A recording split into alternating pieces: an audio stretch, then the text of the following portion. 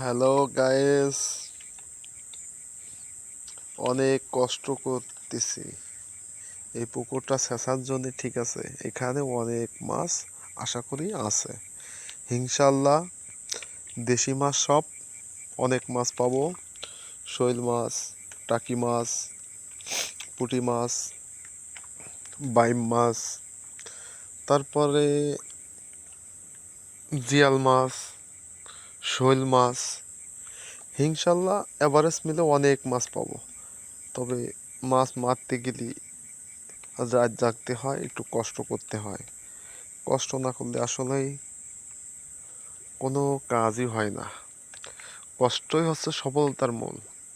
আল্লাহ বলেছে তোমরা চেষ্টা করো, আমি দেওয়ার মালিক, ইনশাল্লাহ আমি তোমাদের দেব। তাই আর কি, কষ্ট করতেছি। ইনশাল্লাহ দেখি কতটা মাছ পাওয়া যায়। আপনারা দোয়া করবেন যাতে সকালবেলায় ভালোভাবে উঠাইতে পারি এবং সেটা কিছুটা নিজেদের জন্য রেখে বাদ বাকিটা বাজারে নিয়ে যাব বিক্রি করতে।